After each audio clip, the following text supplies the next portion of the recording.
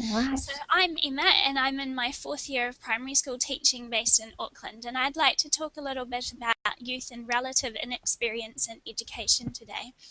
So I grew up in a rather traditional household, not quite children should only speak when they're spoken to, but still a pretty old-fashioned upbringing for the 80s and 90s.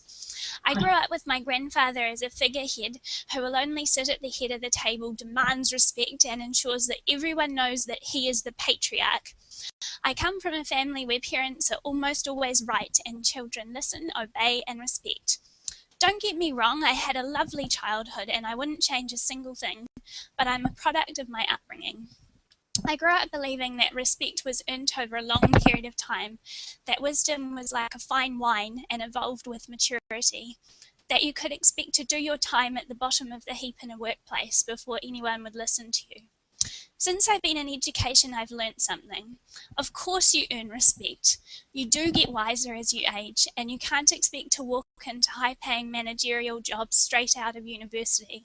But in the education world, young, inexperienced teachers are treated with more respect than any other industry I know of. So here's the pat on the back.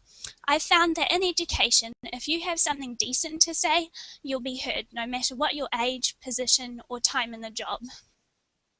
Not only do young teachers have a voice, their perspective is often considered important. I've talked to so many people who really value the ideas of teachers who are new to the game. They have the ability to look at the status quo and ask, why are we doing that? Is there a better way to do it? They don't have years of ingrained experiences that can get in the way of such questioning. New teachers are also often incredibly reflective and analytical, which of course helps with quality practice. I've also learned that you can be an effective and respected leader when you're under 30. This is revolutionary for me and never seems to happen in my friends' industries. In education, I think we see past the lack of wrinkles in comfortable shoes and look for the quality in thinking and practice instead. So I'm glad I decided to become a teacher after a fair while of avoiding the profession and following in the steps of my father. I've had to completely reevaluate the place that youth has in any workplace, and I'm so pleased that I was so wrong. I hope you feel a warm pat on the back. I hope I'm not in the minority of new teachers who feel the same way, and I hope we continue treating new teachers the way that we do.